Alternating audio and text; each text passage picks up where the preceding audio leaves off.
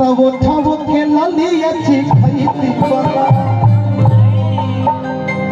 कि पियवा से नीक बात कियवा हो अरे तक बहु बेमार ना होला पियवा से नीक बात कियवा हो बहु बेमार ना होला रात भर थारी अंतवरिया हो रात भर थारी अंतवरिया हो बहु बेमार ना होला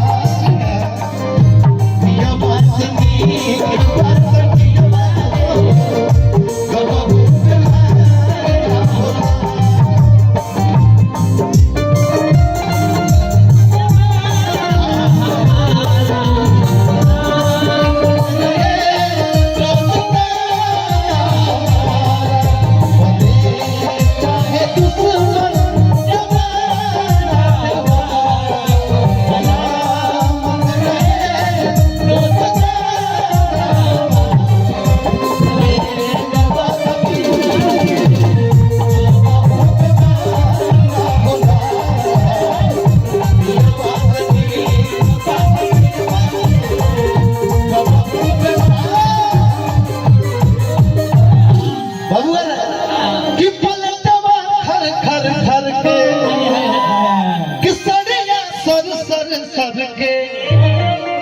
जो बनवा भीरी बोलावे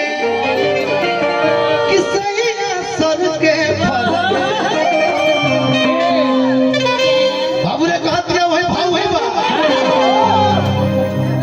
कि पलटवा किसैया सर के जो बनवा भीरी बोलावे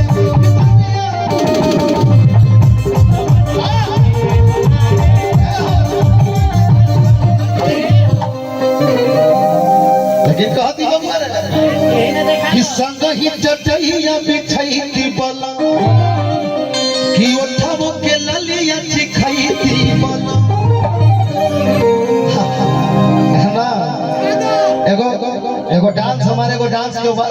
वायरल भइल रहे और बार बार उधर से लोग कहता कि तनी वो डांसवा दिखा दो केहू के पास टोपी ये गुरुदेव ये दावा ये भैया टोपी लाइन है भैया तरी टोपिया दी था पानी से खाली अच्छा साफा चला कोनो बात नहीं हाँ हाँ ला भाई ला ला ला ला ला ये पब्लिक के प्यार है भाई देखिए टोपी पहने के अलग अलग तरीका बाटे कैसे जी तोनी साइड हट तके आगे रजमतिया सब के वैसा पहन ली लेकिन हमारे पहने के स्टाइल अलग बा टोपी देखे बाबू